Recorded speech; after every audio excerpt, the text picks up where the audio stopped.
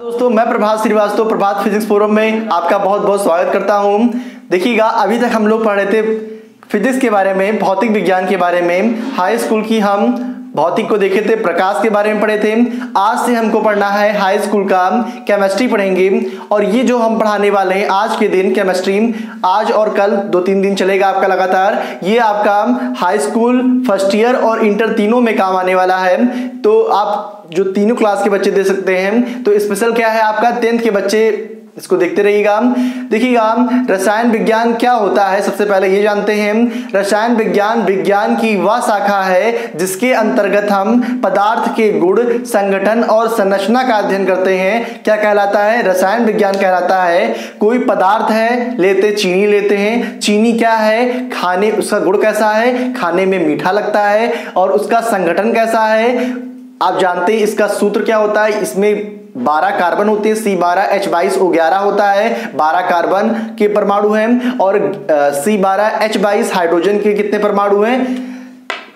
C12H22O11, इसका मतलब 12 carbon के परमाणु हो गए और 22 आपके हाइड्रोजन के परमाणु हो गए और 11 आपके ऑक्सीजन के परमाणु हो गए। इसका मतलब इसका संगठन किससे किससे मिलकर बना हुआ है? कार्बन, हाइड्रोजन और ऑक्सीजन से मिलकर बना हुआ है। और उसका अनुपात ये दिया हुआ है 12 और 22 और क्या है 11 है। इस प्रकार से क्या है ये मिलकर बना हुआ है। तो इसका गुण कैसा है? खाने में मीठा है, खट्टा है। गुण, संगठन और संरचना कैसी है इसको हम आगे अभी पढ़ेंगे स्ट्रक्चर इसका।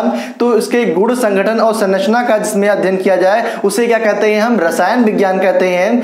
रसायन विज्ञान समझ गए होंगे। रसायन विज्ञान को 2 भागों में वर्गीकृत किया गया है। पहला होता है आपका कार्बनिक रसायन और दूसरा क्या होता है? अकार्बनिक रसायन। कार्बनिक रसायन क्या होता है हम जानते हैं। कार्बनिक रसायन नाम से ही स्पष्ट है, जिसमें क्या पाया जाए? ऐसे यौगिक जो कार्बन से मिलकर बने होते हैं, कार्बन के तत्व इसमें इन्वॉल्व होते हैं। क्या कहलाता है? कार्बनिक रसायन कहलाता है। अकार्बनिक रसायन क्या होता है? ऐसे पदार्थ या ऐसे यौगिक जिसमें कार्बन के तत्व का अभाव होता है, कार्बन को छोड़ करके अन्य तत्वों से मिलकर बने होते हैं। क्या कहलाता है? अकार्बनिक रसायन कहलाता है। तो कार्बनिक रसायन और अकार्बनिक रसायन क्या होता है? ये 2 प्रकार के रसायन विज्ञान के पार्ट होते हैं। सबसे पहले हमारा चैप्टर है कार्बनिक रसायन का परिचय है, इंट्रोडक्शन ऑफ ऑर्गेनिक केमिस्ट्री। कार्बनिक रसायन को इंग्लिश में बोलते हैं ऑर्गेनिक केमिस्ट्री और अकार्बनिक रसायन को बोलते हैं इनऑर्गेनिक केमिस्ट्री। तो हमें इंट्रोडक्शन ऑफ ऑर्गेनिक केमिस्ट्री पहले पढ़ना है और इसके बाद हम पढ़ेंगे इनऑर्गेनिक केमिस्ट्री पढ़ेंगे। तो देखते हैं ऑर्गेनिक केमिस्ट्री क्या है, इसकी खोज सबसे पहले किसने किया, कैसे ये कार्बनिक रसायन का जन्म हुआ, इसके बारे में हम देखेंगे। देखिएगा, कार्बनिक रसायन मनुष्य जो है शुरू से ही क्या करता आया है? सिरका हो गया, चीनी हो गया, मदिरा हो गया, कई प्रकार के पदार्थों का क्या हुआ? सेवन करते हुए आया है। तो हम कई प्रकार के पदार्थ का बहुत ही पहले से अध्ययन कर रहे थे, लेकिन इसको हम वर्गीकृत नहीं किए थे। तो क्या हुआ, एक समय की बात है, निकोलस लेमरी नामक वैज्ञानिक ने सन 1700 लगभग में सन 1675 ईस्वी में निकोलस लेमरी नामक वैज्ञानिक ने सन 1675 ईस्वी में क्या हुआ, इन्होंने खोज किया। इन्होंने क्या सोचा कि क्यों ना हम इन तत्वों को, इन पदार्थों को अलग अलग डिवाइड कर लेते हैं। जैसे कि ये आपका प्राप्त हो रहा है, जो पेड़ से प्राप्त हो रहा है उसको अलग डिवाइड कर देते हैं, जो आपका जीव जंतु से प्राप्त हो रहा है उसको अलग डिवाइड कर लेते हैं। इस प्रकार से इन्होंने क्या किया, पदार्थ को 3 भाग में डिवाइड किया। वो कौन कौन से पदार्थ थे? एक था आपका खनिज पदार्थ। खनिज पदार्थ क्या होता है? जो मिट्टी से प्राप्त हो रहे थे पदार्थ, पृथ्वी से प्राप्त होने वाले पदार्थ को इन्होंने क्या नाम दिया? खनिज पदार्थ कहा। और मिट्टी से प्राप्त या खनिज से प्राप्त होने वाले पदार्थ क्या हैं? भूप्रकृति से कौन कौन से पदार्थ हमको मिलते हैं? आप जानते हैं, कोयला है, पेट्रोलियम है, लोहा है, ये सब क्या है? आपके भूप्रकृति से प्राप्त होते हैं। इनको क्या नाम दिया? खनिज पदार्थ नाम दिया। ऐसे ही दूसरा इन्होंने 3 डिवाइडेशन किया, खनिज पदार्थ, वानस्पति पदार्थ। वानस्पति पदार्थ क्या होता है? ऐसे पदार्थ जो पौधों से प्राप्त होते हैं, पेड़ पौधों से प्राप्त होते हैं, उसको हम वनस्पति पदार्थ कहते हैं। किसने बताया सबसे पहले? निकोलस लेमरी नामक वैज्ञानिक ने बताया। कब बताया? 1675 ईस्वी में बताया कि पदार्थ 3 प्रकार के होते हैं, खनिज पदार्थ, वनस्पति पदार्थ और तीसरा होता है जंतु पदार्थ। जंतु पदार्थ क्या होता है? ऐसे पदार्थ जो मनुष्य से या जीव जंतुओं से प्राप्त होते हैं, उनको क्या नाम दिया इन्होंने नाम दिया जंतु पदार्थ नाम दिया। तो ये पदार्थ को 3 भाग में डिवाइड किए। पहला हो गया आपका खनिज पदार्थ, दूसरा वनस्पति पदार्थ और तीसरा क्या हो गया आपका? जंतु पदार्थ हो गया। अब जंतु पदार्थ इन तीनों चीजों को कैटेगराइज किया, फिर आगे चल करके इनका जो मानना था वो क्या हो गया? फेल हो गया। फेल क्यों हो गया? क्योंकि आगे चल करके कई सारे तत्व हमको मिलने लगे और कई सारे पदार्थ क्या होते थे जो जंतु से भी प्राप्त हो रहे थे और किससे प्राप्त हो रहे थे? जीव जंतुओं से भी प्राप्त हो रहे थे और पेड़ पौधों से भी प्राप्त हो रहे थे। इस प्रकार से जब दोनों मतलब एक पदार्थ है, दोनों चीज से मिल रहा है, जीव जंतु से भी मिल रहा है और पेड़ पौधों से भी मिल रहा है, दोनों चीजों से मिल रहा है, तो क्या हुआ? इनका जो थ्योरी था वो थ्योरी आगे चल करके क्या हो गई? रॉन्ग हो गई। तो आगे चल करके एक वैज्ञानिक लगभग में 100 साल बाद, 105 साल बाद, सन 1780 ईस्वी की बात है, हमने क्या किया? पदार्थ को कैटेगराइज कर लिया। किस प्रकार से? एक हमने माना कार्बनिक पदार्थ और दूसरा क्या माना? अकार्बनिक पदार्थ, ऑर्गेनिक सब्सटेंस, और दूसरा क्या था आपका? Inorganic substance. देखिएगा, ऑर्गेनिक या फिर कार्बनिक पदार्थ क्या होता है?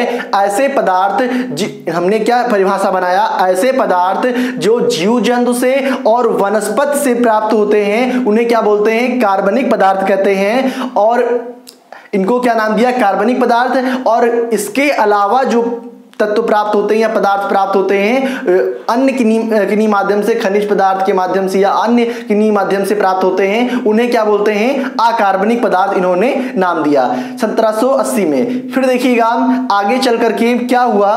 फिर एक वैज्ञानिक और आते हैं, उनका नाम है लेवासिये है। लेवासिये सन 1700 लगभग में 84 की बात है। सन 1784 ईस्वी में लेवासिये क्या कहते हैं? जो कार्बनिक पदार्थ इन्होंने रिसर्च किया और रिसर्च में ये पाया कि जो कार्बनिक पदार्थ होते हैं उसमें एक तत्व जरूर पाया जाता है और वो एक तत्व कौन सा है? कार्बन है। और कार्बन जो है वो कार्बनिक पदार्थ में क्या होता है? अवश्य पाया जाता है। तो लेवासिये ने ये परिभाषा दिया कि फिर आगे चल करके हमने यही परिभाषा बना लिया, जिनमें कार्बन पाए जाते हैं उन्हें हम कार्बनिक पदार्थ, और कार्बन को छोड़ करके अन्य तत्वों से जो मिले होते हैं उन्हें क्या बोलते हैं? अकार्बनिक पदार्थ। इसी के उपरांत लगभग में देखा जाए, लगभग में बात है आपकी, कुछ समय बाद क्या है? जैव शक्ति सिद्धांत आया। उसी के कुछ समय बाद लगभग में 20-30 वर्ष बाद क्या आया? एक जैव शक्ति सिद्धांत आया। एक फ्रांसीसी वैज्ञानिक थे जिनका नाम था लेवासिये था। फ्रांसीसी वैज्ञानिक लेवासिये ने जैव शक्ति सिद्धांत दिया। जैव शक्ति सिद्धांत कहता क्या है? जैव शक्ति सिद्धांत यह कहता है कि जो जितने भी कार्बनिक पदार्थ होते हैं उन कार्बनिक पदार्थ का निर्माण केवल और केवल किससे होता है? जीव जंतुओं तथा वनस्पतियों से होता है। तो जो इन्होंने शब्द जोड़ दिया केवल सिर्फ जीव जंतुओं से इनका निर्माण होता है, ये क्या हो गया? गलत हो गया। इन्होंने देखिएगा सही, इन्होंने सही बोला। जो कार्बनिक पदार्थ हैं उनका, कार्बनिक पदार्थ का निर्माण कहाँ से होता है? जीव जंतुओं से होता है, जीव जंतुओं से होता है। लेकिन इन्होंने एक शब्द निगेटिव शब्द जोड़ दिया। वो निगेटिव शब्द क्या था आपका? केवल। उन्होंने ये शब्द कह दिया कि केवल जो कार्बनिक पदार्थ हैं उनका निर्माण केवल पेड़ पौधों और जीव जंतुओं से होता है। तो ये चीज क्या हो गया? आगे चल करके गलत हो गया। केवल शब्द को काट दिया गया। केवल देखिएगा, हम कह दें कि प्रकाश हमको सिर्फ और सिर्फ सूर्य से प्राप्त होता है, तो ऐसा नहीं है दोस्तों। हमें प्रकाश क्या है? चंद्रमा से भी प्राप्त होता है, भले वो परावर्तित होकर प्राप्त हो रहा हो, या फिर आपका लैंप से भी मिलता है, हम सेफल जलाएं सेफल से भी मिलता है।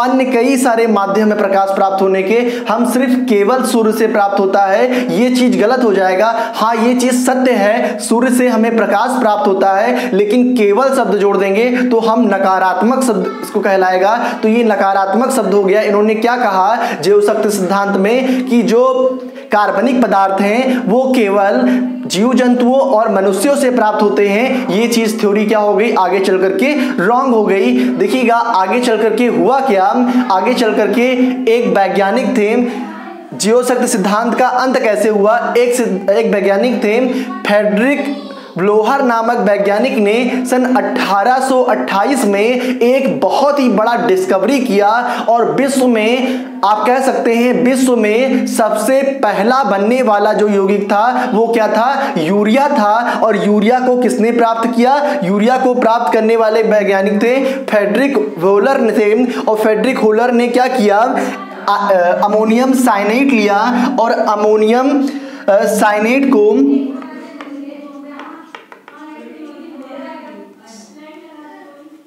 अमोनियम यानी कि NH4CNO अमोनियम साइनेट को इन्होंने गर्म कराया। ये कोई जरूरी नहीं है कि ये कुछ अपना प्रयोग कर रहे थे, अमोनियम साइनेट लिए और अमोनियम साइनेट को क्या किए, गर्म करा दिए। और गर्म कराने पर इन्होंने क्या देखा, एक नए प्रकार का यौगिक ये बन गया, अमोनियम साइनेट एक नए प्रकार के यौगिक में कन्वर्ट हो गया, जिसको इन्होंने क्या नाम दिया, यूरिया नाम दिया।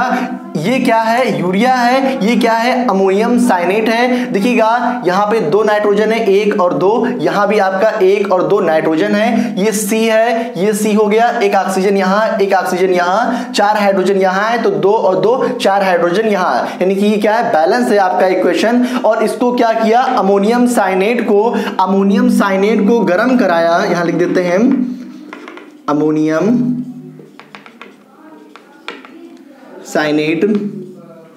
अमोनियम साइनेट को गर्म कराया और गर्म कराने पे क्या प्राप्त हो गया, हमें यूरिया प्राप्त हो गया। और हम कह सकते हैं विश्व में प्राप्त होने वाला प्रथम जो यौगिक है, कंपाउंड है, वो क्या है, यूरिया है। कभी कभी आपके कंपटीशन एग्जाम में भी आता है कि विश्व में प्राप्त होने वाला या विश्व में सबसे पहला कौन सा यौगिक बना, तो वो क्या बना, यूरिया बना। तो क्या हुआ, यूरिया क्या है, एक प्रकार का अकार्बनिक पदार्थ है। और देखिएगा अकार्बनिक पदार्थ बना, यानी कि हम क्या कर लिए, एक पदार्थ से दूसरे पदार्थ को प्राप्त कर लिए, ऐसा हमारे अंदर टेंडेंसी आ गया। अब क्या हुआ, इसी के बाद क्या हुआ, कोल्बे साहब आए और कोल्बे साहब ने क्या किया, कोल्बे साहब ने 1845 में क्या किया, एस्टिक अम्ल का संश्लेषण किया और एस्टिक अम्ल को क्या किया, प्राप्त किया। कोल्बे साहब ने एस्टिक अम्ल को प्राप्त किया और उसी के उपरांत सन 1856 की बात है, बर्थलो नामक वैज्ञानिक ने मेथेन का संश्लेषण किया। और इस प्रकार क्या हुआ, हमें मेथेन और एस्टिक अम्ल जैसे 2 कार्बनिक पदार्थ क्या हुए, एक के बाद एक कार्बनिक पदार्थ हमको मिलते चले गए। तो हम ये कह सकते हैं, कोई जरूरी नहीं है कि कार्बनिक पदार्थ हम कहां से प्राप्त करें, सिर्फ और सिर्फ जीव जंतुओं और मनुष्यों से प्राप्त करें। हम क्या कर सकते, पेड़ पौधे से प्राप्त करें। हम कार्बनिक पदार्थ को क्या कर सकते हैं, कार्बनिक पदार्थ को हम बना भी सकते हैं। और जैसे कि ये प्रकाश को प्राप्त करने के लिए हम सेफल बना लिए, सूर्य ही को जरूरी नहीं साधन है, हम सेफल बना लिए, सेम ऐसे ही कार्बनिक पदार्थ को हमने निर्माण कर लिया। तो इनका जो थ्योरी था, जीवशक्ति सिद्धांत जो था, वो क्या हो गया, रॉन्ग हो गया। इस प्रकार क्या हुआ, इस सिद्धांत का अंत होता है। आगे चल करके एक नया थ्योरी आता है, जो परिभाषा हम आज भी पढ़ते हैं। वो परिभाषा क्या है आपकी, कार्बनिक रसायन क्या होता है। कार्बनिक रसायन की परिभाषा है, अभी बता चुके हैं आपको, ऐसे यौगिक जो कार्बन तत्व से मिलकर बने होते हैं, क्या कहलाते हैं, कार्बनिक पदार्थ कहलाते हैं।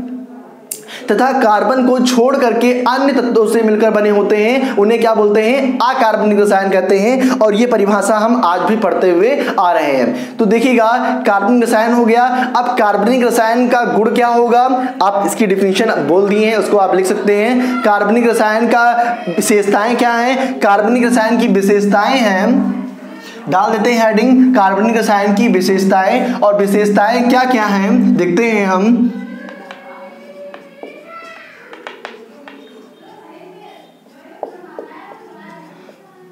कार्बनिक रसायन की विशेषताएं निम्नलिखित हैं और वो विशेषताएं क्या हैं। सबसे पहला हम लिख रहे हैं स्रोत है, कार्बनिक रसायन कहां कहां से प्राप्त होता है। तो कार्बनिक रसायन क्या होता है,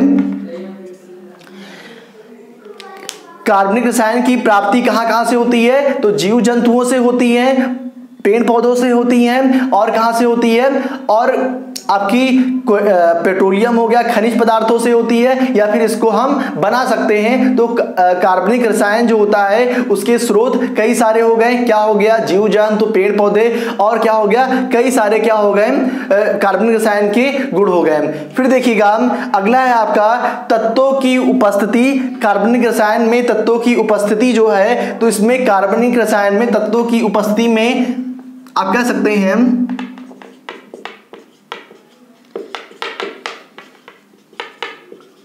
तो कार्बनिक रसायन में मेन तत्व कौन सा होता है? जो आपका मेन होता है वो क्या होता है? कार्बन होता है। और कार्बन को छोड़ करके अन्य तत्व नाइट्रोजन, ऑक्सीजन, सल्फर, ये सब भी आके जुड़े होते हैं। तो ये सब जब आके जुड़े आएंगे तो इनको कार्बनिक रसायन का हम व्युत्पन्न कहेंगे या हाइड्रोकार्बन का व्युत्पन्न कह सकते हैं। तो कार्बनिक रसायन में आपका मेन तत्व जो होता है कार्बन होता है, उसके अतिरिक्त ऑक्सीजन, सल्फर, नाइट्रोजन, ये सब भी तत्व क्या होते हैं? मिलते हैं। अगला पॉइंट है आपका कार्बनिक रसायन की विशेषताओं में आपका है यौगिकों की संख्या।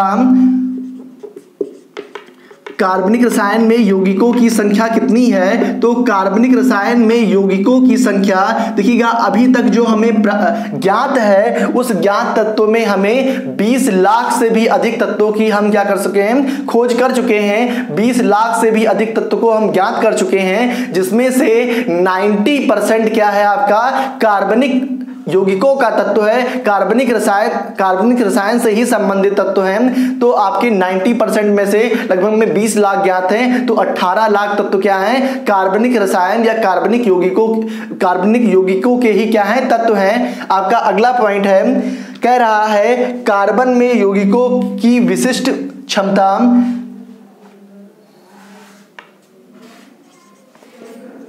देखिएगा कार्बनिक रसायन में कार्बन के तत्वों की क्या होती है? विशिष्ट क्षमता होती है। ये क्या होता है? एक श्रृंखला यौगिक बनाता है। कार्बन क्या होता है कार्बनिक रसायन में? ये कार्बन है, ये कार्बन ये दूसरे कार्बन को जोड़ देगा। तो पहला सपोज दैट ये आपका कार्बन है, ये हाइड्रोजन को जुड़े हुए है, तो इसका नाम हो जाएगा मेथेन नाम हो जाएगा। यदि एक कार्बन इसमें और आ जाता है, ऐड हो जाता है, तो इसका नाम क्या हो जाएगा? एथेन हो जाएगा।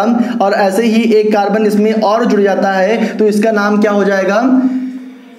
प्रोपेन हो जाएगा। इसका नाम प्रोपेन हो जाएगा। इस प्रकार ये कार्बन जुड़ते रहते हैं, तो ये एक लंबी श्रृंखला का क्या करता है? निर्माण करता है। और क्या होता है? कार्बनिक रसायन में एक लंबी श्रृंखला का क्या होता है? निर्माण होता है। और इसमें कार्बन की क्या होती है? एक विशेष क्षमता पाई जाती है। अगला है आपका बंधों की प्रकृति, नेचर ऑफ बॉन्ड।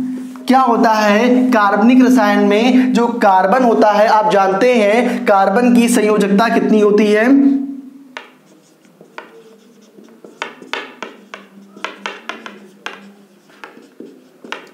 इसकी विशेषता है, ज्यादा इंपॉर्टेंट नहीं इसीलिए लिखवा नहीं रहे हैं। बंधों की प्रकृति समझते हुए चलिए। बंधों की प्रकृति, कार्बनिक रसायन जो होता है इसमें जो कार्बन होता है, आप जानते हैं कार्बन की संयोजकता कितनी होती है? 4 होती है। ये इसकी बैलेंसी 4 होती है। और जब 4 होने के कारण क्या होता है? ये एकल बंध भी बनाता है, द्विबंध भी बनाता है और त्रिबंध भी बनाता है। इसको बोलते हैं एकल बंध, सिंगल बॉन्ड। ऐसे ही ये द्विबंध भी बनाता है और ये क्या करता है? त्रिबंध भी बनाता है। तो कार्बनिक रसायन क्या होता है? इसके बंधों की प्रकृति देखा जाए, नेचर ऑफ बॉन्ड, तो ये 3 प्रकार के बंध बनाता है। वो बंध कौन कौन से होते हैं? एकल बंध होता है, द्विबंध होता है और क्या होता है? त्रिबंध होता है। इस प्रकार से कार्बनिक रसायन में जो बंधों की प्रकृति होती है वो 3 प्रकार से होती है, एकल बंध, द्विबंध और त्रिबंध। अगला है आपका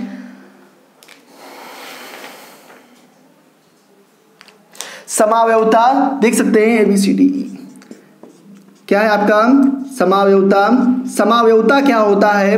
तो समावयवता काफी इंपॉर्टेंट है, पेपर में आ सकता है। समावयवता क्या होता है? देखिएगा, किसी भी यौगिक का अणुसूत्र समान रहे, अणुसूत्र यानी कि मॉलिक्यूलर फार्मूला सेम रहे, और उसके जो संरचना है उस संरचना में इसके स्ट्रक्चर में भिन्नता आए, उसे ही क्या बोलते हैं? समावयवता बोलते हैं। तो अणुसूत्र समान रहे और उसके स्ट्रक्चर में भिन्नता आ जाए, उसकी संरचना में भिन्नता आ जाए, उसे क्या बोलेंगे हम? समावयवता बोलेंगे। समावयवता मतलब आदमी एक ही होता है लेकिन उसका रूप क्या होता है, अलग अलग होता है। देखिएगा आपका यहाँ देखिएगा एक एग्जांपल लेते हैं, आपका लेते हैं से आपका है एथिल अल्कोहल, और एथिल अल्कोहल का सूत्र आप लोग जान रहे होंगे।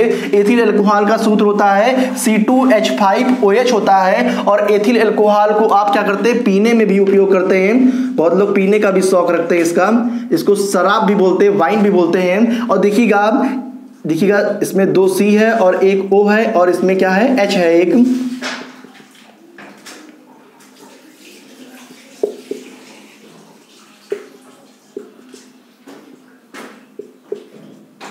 ये आपका एथिल अल्कोहल का सूत्र है। इसमें आप देख रहे हैं 2 कार्बन है, ऑक्सीजन है, और ये हाइड्रोजन है। ये आपका क्या है, एथिल अल्कोहल है। इसका नाम क्या देंगे आप, एथिल अल्कोहल देंगे। देखिएगा ये जब आपका OH किसके साथ जुड़ा है, ये सेकेंड वाले कार्बन के साथ जुड़ा होगा, तो इसको नाम क्या देंगे आप लोग, एथिल अल्कोहल नाम देंगे। लेकिन क्या होगा यदि ये आपका ऑक्सीजन उठ करके कहां आ जाए, बीच में आ जाए, C। देखिएगा पहले इसमें चेक कर लेते हैं कार्बन कितने हैं, तो C2 है। हाइड्रोजन कितने हैं, 1 2 3 4 5 6। हाइड्रोजन कितना है, 6 है, और ऑक्सीजन कितना है, 1 है। यानी कि आपका इसका अणु सूत्र क्या हुआ, ये इसका क्या हो गया, अणु सूत्र हो गया, मॉलिक्यूलर फार्मूला हो गया। और ये क्या है, इसका स्ट्रक्चरल फार्मूला कहलाएगा, संरचना सूत्र कहलाएगा। ये इसका संरचना सूत्र हो गया, और ये इसका क्या है, अणु सूत्र है। इसमें देखिएगा 2 कार्बन देखिएगा यहां बनाते हैं हम, सेम वही चीज है।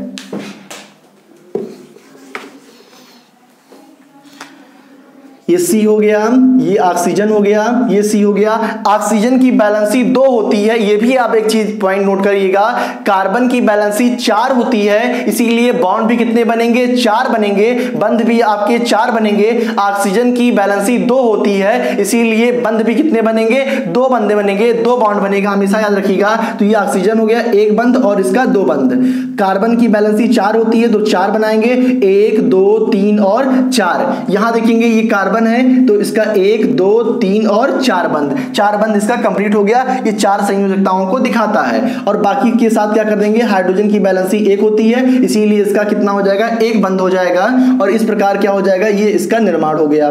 क्या हो गया, ये हो गया आपका CH3OCH3 बन गया। और CH3OCH3 को क्या बोलते हैं, डाई मेथिल ईथर बोलते हैं। ये आपका CH3 को मेथिल बोलते हैं। अभी आपको बताएंगे methyl, ethyl, propyl, butyl, pentyl, hexyl, octyl, nonyl, decyl क्या होता है, इन सब के बारे में विस्तार से बताएंगे। आपका जब एल्केन समूह में से एक हाइड्रोजन को हटा देते हैं तो क्या बन जाता है, एल्किल ग्रुप बन जाता है। और एल्किल ग्रुप को अभी हम डिटेल्स में बताएंगे। तो इसका नाम क्या हो गया, इसका नाम है आपका, देखिएगा एक आपका मेथिल समूह यहां है, एक मेथिल समूह यहां है, 2 मेथिल समूह है। अभी आपको हम आगे बताएंगे, ये भी बताएंगे कि मोनो, डाई, ट्राई, टेट्रा, पेंटा, हेक्सा, हेप्टा, ऑक्टा, नोना, डेका, ये सब क्या होता है, इसके बारे में बताएंगे। तो यदि 2 बार मेथिल समूह आ रहा है तो इसको क्या बोलेंगे, डाई शब्द का इस्तेमाल करेंगे। तो देखिएगा यहां पर हो गया डाई, और क्या है, मेथिल चीज है, तो मेथिल, डाई मेथिल, और इसका नाम क्या दे सकते हैं, डाई मेथिल। और देखिएगा ये आपका क्या होता है, ईथर होता है, इसको बोलते हैं ईथर।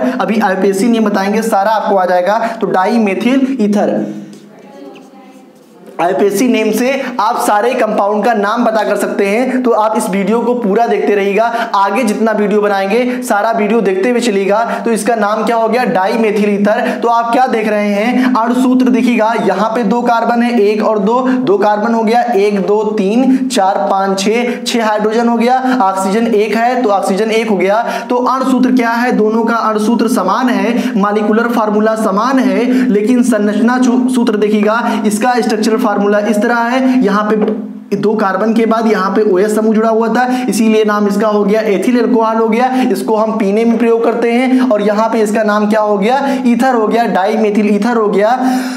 यहाँ 2 मेथिल समूहों के बीच में क्या है, एक ईथर समूह है, इसीलिए इसका नाम क्या होगा, डाई एथिल ईथर हो गया। देखिएगा इसके आगे हम कल पढ़ेंगे कार्बनिक रसायन क्या होता है, कार्बनिक रसायन को कितने भागों में बांटा गया है, खुली श्रृंखला यौगिक, बंद श्रृंखला यौगिक क्या होते हैं, इनके प्रकार के बारे में पढ़ेंगे। संतृप्त हाइड्रोकार्बन, असंतृप्त हाइड्रोकार्बन विस्तार से हम पढ़ते हुए जाएंगे। तो आप वीडियो को पूरा जरूर देखा करिए और शेयर करते रहिए यदि पसंद आता है। और धन्यवाद फिर।